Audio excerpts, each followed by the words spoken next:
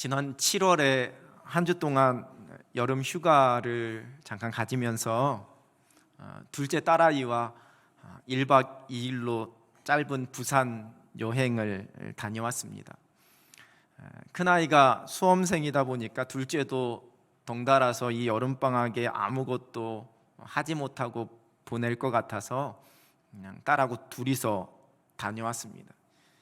중학교 3학년짜리 딸과 아빠하고 단둘이 여행을 간다니까 아이 학원 선생님이 도무지 이해가 안 되고 그게 정말 가능한 일인지 싶어서 아이에게 깜짝 놀라면서 아빠가 참 많이 노력하는구나 이렇게 이야기를 했다고 합니다. 중학교 되니까 참 예민해지더라고요. 예전에는 이 설교 시간에 제가 아이들 이야기를 해도 그냥 별 신경 안 쓰더니만 요즘은 참 예민해서 제가 미리 허락을 받습니다. 오늘도 이거 얘기해도 될까라고 며칠 전에 제가 허락을 받아서 해도 된다고 허락 받고 지금 하는 겁니다. 이 여행이 재미있었을까요? 안 싸우고 1박 2일 잘 다녀왔을까요? 잘 다녀왔으니까 이야기를 하겠지요. 아이가 하고 싶은 것, 아이가 가고 싶어 하는 곳, 아이가 먹고 싶은 것 물어보면서 아이 눈치를 보고 잘 분별하면서 최대한 아이에게 맞춰줬습니다. 애들은 늦잠을 자고 싶어 하니까 아침에 깰까봐 방해되지 않으려고 조용히 저 혼자 일찍 일어나서 아침 산책하고, 또 배고플까봐 아침 먹을 것 잘 포장해 가지고 와서 챙겨주고, 덥다고 하면은 카페 데리고 들어가서 시원하게 해주고 아무튼 최선을 다해 맞춰주었습니다. 여행하기 전날 아내가 저에게 딸아이 컨디션 잘 살펴서 잘 맞춰줘야 한다고 아주 신신당부를 했었습니다. 요즘 부산에서 소위 핫하다고 이야기하는 젊은이들이 자주 가는 소품샵이라는 게 있습니다. 아기자기한 이런 장식이나 이런 소품 파는 소품샵, 거기 또 들어가서 같이 구경하고 아이 고르는데 옆에서 예쁘다고 맞장구 쳐주고, 주위를 둘러보니까 아저씨는 저 혼자밖에 없었습니다.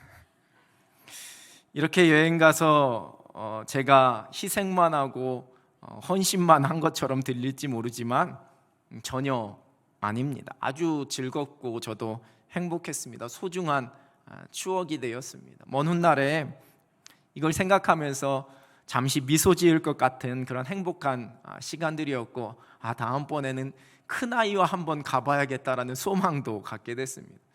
다녀와서 여행에서 있었던 일을 잠깐 이야기했더니만 저희 큰딸이 이렇게 이야기했습니다.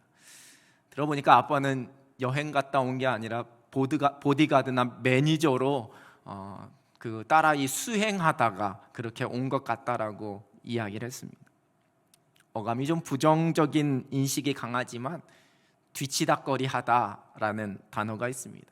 사전에서는 뒤에서 일을 처리하고 보살펴 줌 이렇게 정의합니다.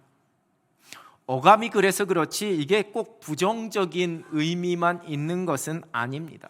좀 점잖은 단어로는 뒷바라지 이렇게 표현할 수 있겠지만, 이 뒷바라지보다 뒤치다꺼리 하다가 훨씬 더 그 의미가 강하게 다가옵니다.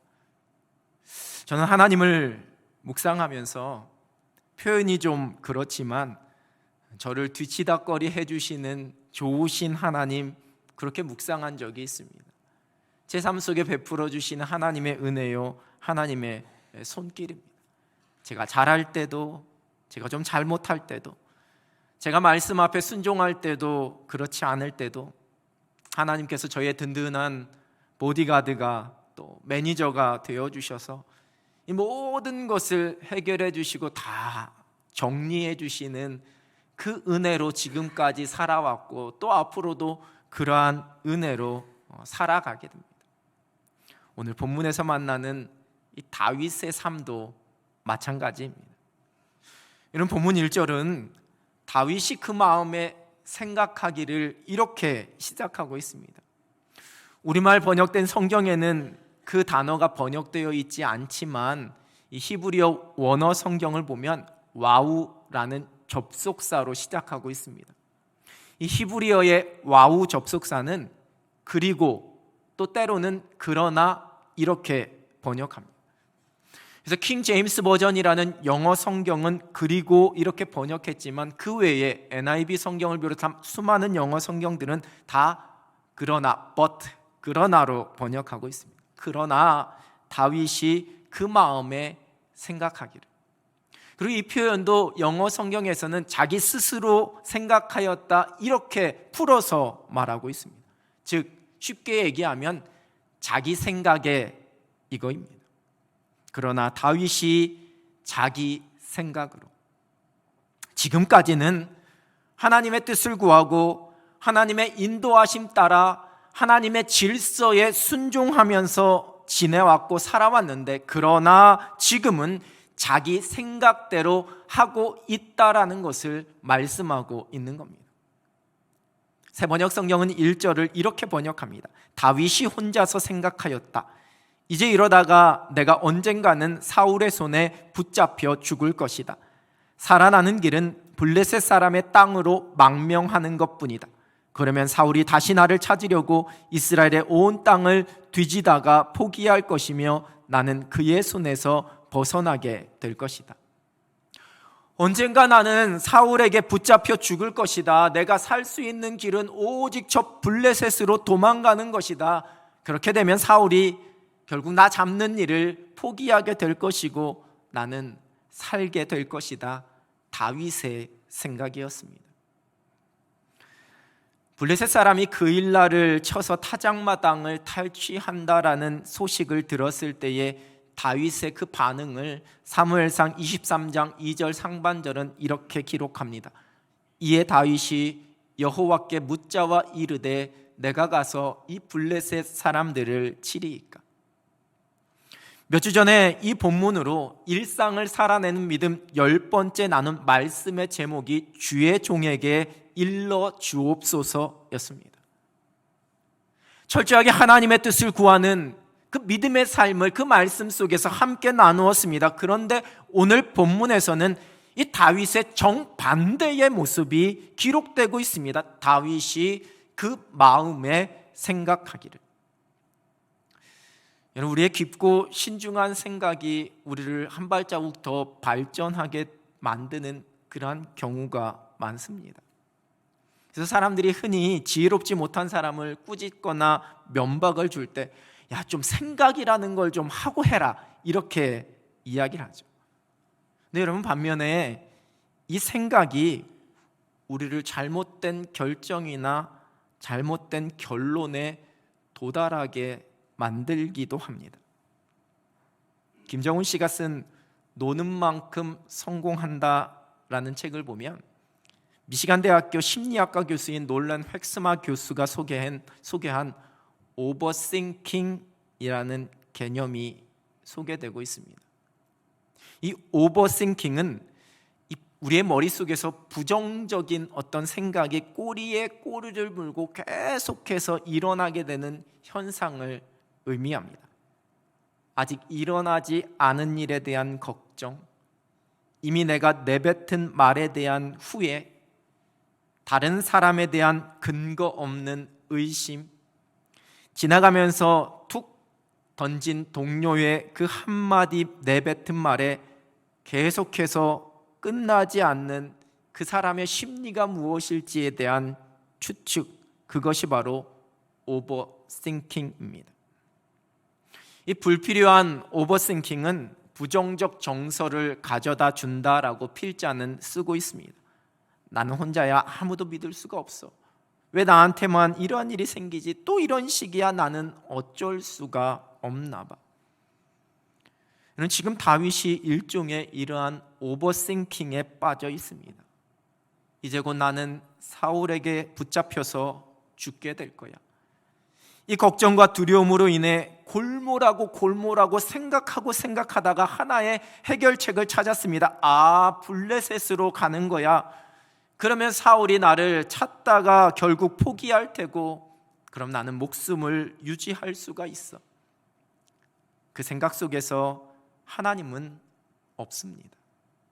지금까지 경험한 하나님의 은혜, 지금까지의 그 모든 상황 속에서 다윗의 머리털 하나 상하지 않도록 지켜주셨던 하나님의 손길은 생각하지를 못합니다. 물론 지금 이러한 다윗의 모습을 보면서 어떻게 이렇게 한심할 수가 있냐, 도무지 이해가 되지 않는다, 어떻게 저렇게 믿음이 없냐라고만은 할 수 없습니다. 도망다니는 이 상황이 언제 끝날지 모르는 그러한 형편입니다. 자신만 믿고 자신만 바라보면서 함께하고 있는 수많은 사람들, 그의 식솔들까지 생각하면 언제까지 자기가 이렇게 도망만 다닐 수는 없는 그러한 형편입니다. 내가 2번이나 은혜를 베풀어 줬지만 사울이 회심하고 자신을 쫓는 일을 멈출 것처럼 그렇게 보이지도 않습니다. 나와 함께하는 나의 가족들, 또 나를 따르고 있는 그 많은 사람들의 그 가족들을 위해서 조금 더 자유로운 곳으로, 그들이 걱정 없이 편안하게 살만한 그러한 곳을 찾아야만 합니다. 생각이 점점점 많아집니다. 그리고 이것이 바로 우리의 모습입니다. 저와 여러분도 얼마나 많은 오버싱킹, 우리의 생각 속에 수많은 염려와 근심 가운데 파묻혀 버리는지 모릅니다. 혹 지금 예배하는 이 시간에도 그러시지 않으신지요? 머리에 온통 생각들, 염려와 불안이 되고 생각이 꼬리를 물면서 끊임없이 떠오르는 그런 걱정거리들이 가득 차 있지는 않으신지요? 예배드리면서 기도하면서 은혜 가운데 재충전을 받고 다시 결단하고 나의 삶의 자리로 힘있게 나아가지만 여전히 아무런 변화가 없는 현실, 극적인 반전이 도무지 일어날 것 같지 않은 삶의 환경, 나보다 훨씬 더 거대해 보이는 삶의 문제들, 세상의 풍조와 나를 향한 요구 앞에서 점점점 작아져만 가는 것 같은 우리의 모습을 우리는 발견하게 됩니다. 그리고 그 상황 속에서 스스로 골몰하고 생각하면서 우리도 나름대로의 방법을 찾게 됩니다. 이 세상 한복판에서 살아가고 있는 저와 여러분의 모습일지도 모릅니다. 그러나 내 생각에는 이것에 우리가 붙잡히게 될 때, 우리의 마음이 환경과 삶의 문제, 우리가 감당해야 할 그 일들에 온통 빼앗기게 될 때, 여러분 결국 우리는 어리석은 선택, 잘못된 길을 선택하게 되는 경우가 많아지게 됩니다. 우리가 성경에서 만나는 인물들 중에서도 이러한 자신의 생각 속에 잘못된 선택을 하는 모습을 종종 발견하게 됩니다. 대표적인 사람이 아브라함이었죠. 하나님께서 약속하신 땅으로 아브라함이 갔지만 아브라함이 그곳에서 만난 것은 그 약속의 땅을 온통 뒤덮어버린 기근이었습니다. 그러자 그 기근 속에서 아브라함은 애굽으로 내려갑니다. 창세기 12장 1절은 여호와께서 아브라함에게 이르시되, 이렇게 시작하고 있습니다. 하나님께서 아브라함에게 말씀하셨고 아브라함은 그 말씀을 듣고 그 말씀하신 대로 그 하나님의 인도하심을 따라 약속의 땅까지 갔습니다. 그런데 12장 10절은 그 땅에 기근이 들었으므로 아브라함이 애굽에 거류하려고 그리로 내려갔으니 이는 그 땅에 기근이 심하였음이라 기록합니다. 그 땅에 기근이 들었다, 아브라함이 애굽으로 내려갔다, 이렇게 기록합니다. 물론 원어 성경에도 기록되어 있지 않지만 우리가 이 구절을 읽으면서 그 행간을 이렇게 오늘 본문처럼 묵상할 수 있습니다. 아브라함이 그 마음에 생각하기를, 아브라함은 애굽으로 가면 지금의 이 기근을 피할 수 있을 것이라고 생각한 겁니다. 그리고 그 생각에 사로잡혀서 하나님께서 말씀하신, 하나님께서 보내시고 하나님께서 친히 인도해 주신 그 약속의 땅을 등지고 애굽으로 내려갔습니다. 룻기서 1장 1절은 사사들이 치리하던 그때에 그 땅에 흉년이 들었는데 유다 베들레헴 사람인 엘리멜렉이 그의 아내와 두 아들을 데리고 모압 지방에 내려가서 거류하였다, 이렇게 시작하고 있습니다. 한 가정의 가장이었던 엘리멜렉도 수많은 생각을 했을 것입니다. 그리고 이 흉년 때에 내가 가족들을 데리고 저 모압으로 가는 것이 지금의 이 먹고 사는 문제를 해결할 수 있는 길이다, 그렇게 결론을 내렸을 것입니다. 그리고 내려갑니다. 요나는 하나님의 명령 앞에 생각하다가 하나님께서 말씀하신 니느웨가 아니라 다시스로 가는 배를 타게 됩니다. 누가복음 15장에 기록된 탕자의 비유에서 어느 날 둘째 아들이 아버지에게 아버지 재산 중에서 제가 받을 그 몫을, 그 분깃을 저에게 주십시오, 이렇게 요청합니다. 여러분, 이 둘째 아들이 어느 날 갑자기 그러한 충동이 생겨서 아주 감정적, 충동적으로 그 아버지에게 내 몫의 재산을 미리 주십시오, 이렇게 이야기했겠습니까? 그래서 그것을 받아 집을 나갔겠습니까? 아닙니다. 얼마나 많이 생각했겠습니까? 내 몫을 가지고 집을 떠나면 정말 행복할 것 같았습니다. 내가 하고 싶은 일 마음껏 할 수 있을 것 같다라는 그러한 생각만으로도 막 행복하고 즐거웠습니다. 그래서 생각 끝에 아버지에게 이야기하고 그 재산을 받아서 집을 나간 겁니다. 다윗이 그의 생각대로 블레셋에 내려갔을 때에 이제 다윗 앞에 수많은 일들이 펼쳐집니다.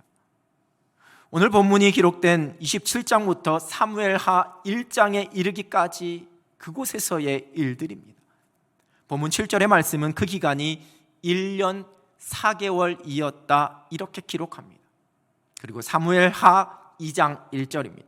그 후에 다윗이 여호와께 여쭈어 아뢰되 내가 유다 한 성읍으로 올라가리이까? 여호와께서 이르시되 올라가라. 다윗이 아뢰되 어디로 가리이까? 이르시되 헤브론으로 갈지니라. 그 블레셋에서 1년 4개월의 시간이 지나고서야 다윗이 하나님께 하나님, 제가 유다로 다시 갈까요? 묻습니다. 가라 말씀하시니 그럼 유다의 어느 곳으로 갈까요? 그렇게 하나님 앞에 묻게 됩니다. 그리고 그 인도하심을 따라 유다 헤브론으로 오게 됩니다. 다윗은 그 생각한 대로 함께 있는 사람 600명과 더불어 이 블레셋 땅에 이르게 되죠. 장차 이스라엘의 왕이 될 사람이 적국의 나라인 블레셋 땅으로 가고 있습니다. 아주 오래전에 미친 척까지 하면서 도망 나왔던 그 가드 왕 아기스에게로 스스로 제 발로 찾아가고 있습니다. 근데 상황이 좀 바뀌었습니다. 이 아기스 왕의 입장에서도 사울과 다윗이 대적 관계라는 것이 이제 온 세상에 소문이 났기 때문에 더 이상 이 다윗이 사울의 첩자처럼 그렇게 우리를 배반할 것이 아니라는 걸 알고 있어서 경계할 필요가 없었습니다. 아니, 반대로 오히려 사울과 지금 이렇게 척을 지고 있는 다윗을 이용해서 사울 왕을 견제할 수 있는, 이 다윗이 자기 편만 되어준다면 다윗 군사들의 그 도움까지 받아 사울과의 전쟁에서 훨씬 더 유리해질 수 있는 그러한 상황이라고 판단했습니다. 우리가 보통 정략이라고 하지요.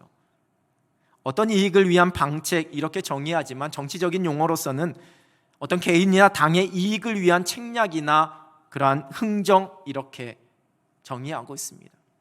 이러한 정략적 차원에서는 지금 이 다윗의 행동은 아주 신박한 묘수가 될 수 있습니다. 그러나 하나님 보시기에는 아니었습니다. 다윗의 예상대로 4절의 말씀은 다윗이 가드에 도망했다는 이야기를 들은 사울 왕이 다시 다윗을 수색하지 않았다, 그 수색을 멈췄다, 쫓기를 멈췄다 기록합니다. 그리고 다윗은 그곳에서 살다가 아기스 왕 앞에 나가 이렇게 말하고 있습니다. 5절의 말씀입니다. 다윗이 아기스에게 이르되 바라건대 내가 당신께 은혜를 입었다면 지방 성읍 가운데 한 곳을 내게 주어 내가 살게 하소서. 당신의 종이 어찌 당신과 함께 왕도에 살리이까? 여러분, 다윗 스스로 아기스의 종이다, 내가 당신의 종입니다, 이렇게 칭하고 있습니다. 살아남기 위해서, 자신의 안위와 이익을 위해 그 정도의 말, 진심이 아닌, 마음에는 없지만 상대방 듣기 좋은 이러한 말들 얼마든지 할 수 있다 이야기할 수도 있겠지요. 그러나 아무리 빈말이라 할지라도 이는 자신의 정체성을 송두리째 부인하는 말입니다. 하나님의 택한 백성의 왕으로 하나님께서 친히 기름 부어주신 다윗이 블레셋 가드왕 아기스 앞에서 내가 당신의 종입니다, 이렇게 말하고 있습니다. 아기스 왕을 속이고 기분 좋게 하려는 말이라고 하지만 너무나 초라하고 비참하기 그지없습니다. 그리고 왕에게 자신들의 살 터전을 구하고 있습니다. 그리고 아기스 왕은 다윗에게 시글락을 내어줍니다. 여러분, 이제 이어지는 사무엘상 27장 8절에서 12절의 말씀 속에서는 다윗이 아말렉을 쳐서 공격해 놓고서는 네가 누구를 침노했느냐 묻는 아기스 왕의 말에 제가 유다를 쳤습니다, 이렇게 거짓말합니다. 그리고 아기스로 하여금 이제 자신의 동족을 배반한 다윗이 이스라엘 백성들에게 미움을 받게 되어서 이제는 영원히 나의 부하가 될 것이다 착각하게 만들고 그렇게 목숨을 부지하게 됩니다. 여러분, 이런 다윗을 지혜롭다라고 칭찬만 할 수 있을까요? 그 형편과 상황이 충분히 이해는 됩니다. 우리가 그 상황이었더라도 아마 그랬을지 모릅니다. 그러나 엄연히 속임수입니다. 적당히 속여서 그 상황만 모면하려고 하는 세상의 모든 사람들이 행하고 있는 일종의 권모술수요 모략입니다. 사무엘상 28장에서 사무엘의 죽음과 사울의 모습이 잠시 기록되고 이어지는 사무엘상 29장에서는 다시 이 블레셋에 거주하고 있는 다윗의 일들이 기록되고 있습니다. 블레셋이 이스라엘과 전쟁을 하게 될 상황 속에서 다윗도 어쩔 수 없이 그 전쟁에 나가게 됩니다. 자신의 동족과 전쟁해야지만 되는 그 상황이 펼쳐졌습니다.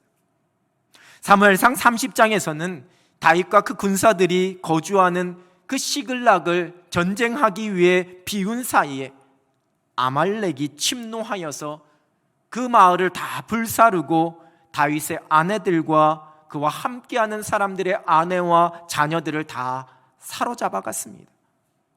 사무엘상 30장 6절 상반절입니다. 백성들이 자녀들 때문에 마음이 슬퍼서 다윗을 돌로 치자 하니 다윗이 크게 다급하였으나, 새번역 성경은 다윗이 큰 곤경에 빠졌다 이렇게 번역합니다. 그곳으로 돌아와 보니 자신들의 가족들이 다 끌려간 그 모습을 보고 다윗과 함께하였던, 다윗을 믿고 따랐던 수많은 사람들이 다윗을 죽이자라고 지금 달려들고 있는 상황입니다. 지도자 리더로서의 체면과 권위가 말이 아닙니다. 여러분, 성경학자들은 이 다윗이 이 블레셋 시글락에 머무는 그 기간 동안에 하나님 앞에서 노래하고 고백한 시편이 한 편도 없다라고 그렇게 이야기합니다. 자신의 평생의 삶 속에서 순간순간 하나님을 향한 찬송과 믿음의 고백, 예배의 고백을 올려드리며 살았던 다윗에게 이 블레셋 시글락에 머무는 그 기간은 영적인 침체기요 영적인 암흑기였습니다.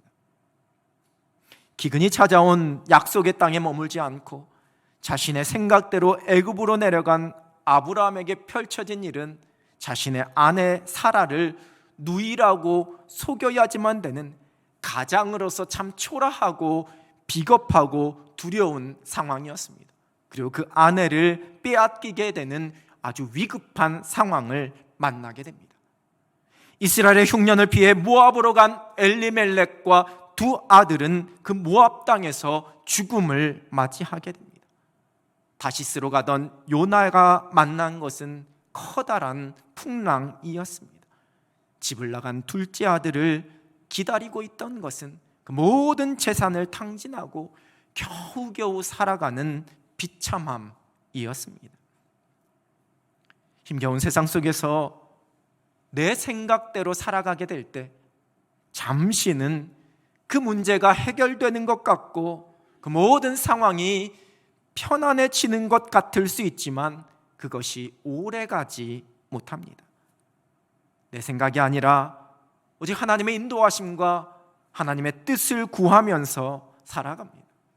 우리의 영원한 피난처 되시는 하나님께 피할 때에만 우리가 안전할 수 있습니다. 모든 것이 형통케 될 수 있는 겁니다. 여러분, 그러나 오늘 본문의 묵상이 단지 믿음의 사람들이 자신의 생각이 아니라 오직 하나님의 뜻을 구하며 살아야지만 된다로 끝날 수는 없습니다. 당연히 우리가 그 모든 상황 속에서, 그 선택 속에서 전적으로 하나님의 뜻을 구하며 살아야 합니다. 그러나 여러분, 우리는 말씀 앞에서 그렇게 결단하면서도 여전히 주어진 삶의 무게 속에서 늘 두려워하고 그 두려움과 염려 속에 생각을 거듭하다가 블레셋으로, 애굽으로, 모압으로, 다시스로 가게 되는 것이 우리의 모습입니다. 그 속에서 실패하고 넘어지면서 그 속에서 좌절합니다. 그리고는 또 내가 내 생각 따라서 행했던 내 모습을 돌아보면서 나의 믿음 없고 나의 부족함을 자책하게 됩니다. 그러기에 여기서 우리의 묵상이 한 걸음 더 나아가야 합니다. 그러한 우리의 연약함, 눈앞에 펼쳐진 그 상황에 우리의 마음을 온통 빼앗기고 우리의 생각을 의지하는 우리의 연약함을 우리 하나님께서 다 알고 계신다라는 사실입니다. 큰일이야, 내가 어떻게 하면 좋나라고 전전긍긍하고 있는 우리의 모습, 그 상황 속에서 혼자서 생각하고 또 생각하면서 믿음 없는 선택을 하는 우리의 그 연약한 모습, 늘 블레셋으로, 애굽으로 내려가 어떠한 해결책을 찾으려고 궁리하는 우리의 연약함을 우리 하나님께서 다 알고 계십니다. 우리는 이 세상 속에서 우리 생각대로 살아가다가 실패합니다. 넘어집니다. 그러나 하나님은 그러한 우리를 포기하지 않으십니다. 우리를 홀로 내버려 두지 않으십니다. 네 생각대로 했으니까 네가 알아서 책임져, 이렇게 말씀하지 않으십니다. 하나님께서 실패한 우리를 어루만져 주시고 그러한 우리를 살펴주시고 우리의 삶에 간섭하셔서 오직 하나님의 뜻을 이루어 가십니다. 하나님이 우리의 아버지가 되시기 때문에, 하나님이 우리의 든든한 보호자가 되시기 때문입니다. 하나님께서 우리의 모든 필요를, 하나님께서 우리의 걸어가야 할 그 길을 알고 계시기 때문에 하나님께서 가장 좋은 계획을 가지고 가장 선한 길로 우리를 인도하시며 모든 상황 가운데 일하시고 역사하시며 책임져 주십니다. 아기스 왕이 다윗에게 내어준 그 시글락은 원래 갈렙이 이끄는 유다 지파에게 분배된 땅이었습니다. 그런데 그 후에 블레셋에게 빼앗겨서 블레셋의 소유가 되었습니다. 이스라엘을 견제할 수 있는 그 국경에 인접한 아주 전략적 요충지였음에도 불구하고 아기스 왕은 오히려 다윗을 통해 그 사울을 견제할 심산으로 다윗에게 그 시글락을 내어준 겁니다. 여러분, 그러나 이 일로 인해 오히려 이 시글락은 완전히 유다의 땅이 되게 됩니다. 다윗이 이스라엘과 전쟁을 해야지만 되는 상황 속에 아기스 왕의 그 부하들이 거부하기 시작합니다. 다윗을 믿지 못하겠다는 겁니다. 만약에 전쟁 중에 다윗이 자신들을 배반하게 된다면 우리가 패배할 수밖에 없다고 저 다윗을, 그 군사들을 이스라엘과의 전쟁에는 참여시키지 말자라고 요청합니다. 아기스 왕은 다윗을 데리고 가고 싶었지만 어쩔 수 없이 다윗을 되돌려 보냅니다.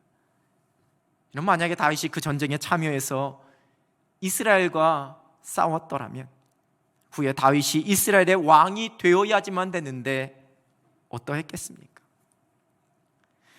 가족들이 사로잡혀가고 그 부하들의 원망이 가득 찬 상황 속에서 하나님께서는 다윗으로 하여금 하나님을 더 의지하게 하셨다 성경은 기록합니다. 그리고 그들을 그 아말렉을 쳐서 승리하게 하셨습니다. 사무엘상 30장 19절입니다.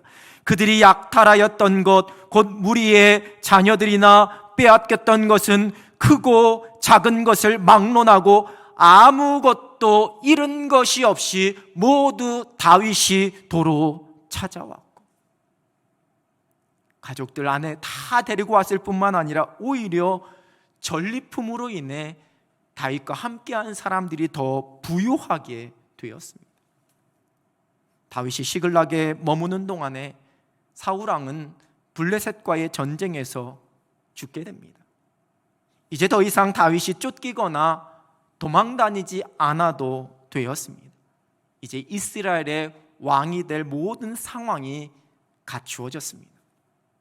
물론 여러분, 이 모든 일들을 위해 하나님께서 다윗을 블레셋에 가게 하신 것 아닙니다.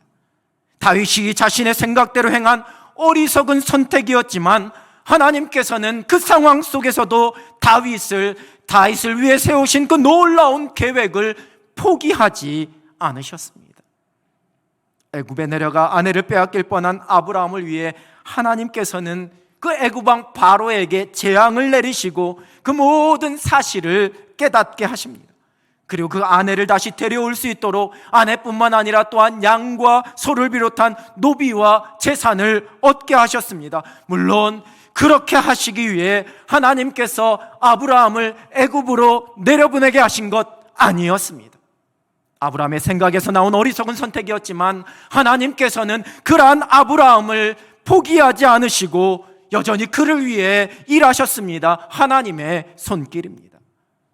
모압으로 내려간 엘리멜렉과 그 아들들은 모압 땅에서 죽었지만 그 아내였던 나오미는 그 모압에서 얻은 며느리 룻과 함께 예루살렘으로 돌아왔고, 그 룻이 보아스와 결혼함으로 다윗 왕의 족보가 완성됩니다. 예수 그리스도의 탄생까지 이어집니다.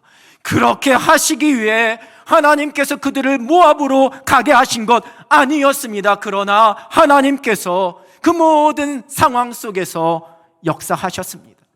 합력하여 선을 이루어 주셨습니다. 블레셋에 내려간 것 다윗의 실패였습니다. 자신의 판단에 사로잡힌 아주 어리석은 선택이었습니다. 그로 인해 감당해야지만 되는 수많은 삶의 무게가 있었습니다. 그러나 그로 인해 펼쳐진 모든 상황 속에서도 우리 하나님의 계획은 포기되지 않았습니다. 믿음의 사람들의 실패함과 넘어짐, 그 연약함 속에서도 우리 하나님의 일하심은 결코 멈추지 않습니다. 우리의 모든 것을 알고 계신 하나님, 그 모든 상황 속에서 여전히 우리를 위해 일하고 계시는 하나님의 손길을 신뢰합니다. 일상을 살아내는 믿음입니다. 우리의 생각이 아닌 하나님의 뜻 분별하며 살아야 합니다. 그러나 혹 우리의 연약함과 우리의 짧은 생각 속에 우리가 잘못된 선택을 한다 할지라도 낙심하거나 주저앉아 있지 않습니다. 여전히 저와 여러분의 모든 것을 알고 계시는, 우리를 살펴주시고 우리의 필요를 채워주시고 우리를 위해 쉬지 않고 지금도 일하고 계시는 살아계신 하나님을 신뢰하며 다시 믿음 붙잡고 우리의 삶의 길을 걸어갑니다. 하나님의 일하심은 결코 멈추지 않습니다. 이러한 믿음에서 오직 하나님께서 행하실 일 기대하면서 용기와 소망 가운데 믿음의 경주를 달려갈 수 있는 여러분 되시기를 우리 주님의 이름으로 축원합니다. 기도하겠습니다. 하나님 아버지 감사합니다. 우리를 거룩한 하나님의 자녀 삼아주시고 우리의 연약함 속에서도 하나님의 일하심이 결코 멈추지 않음을 말씀 속에 깨닫게 하여 주시니 하나님 감사합니다. 우리를 사랑하시는 그 하나님의 손길 의지하며 모든 상황 속에 모든 것을 주 뜻대로 이루실 하나님만을 바라보며 믿음 가운데 소망 가운데 살아가게 하여 주시옵소서. 예수 그리스도의 이름으로 기도드립니다. 아멘.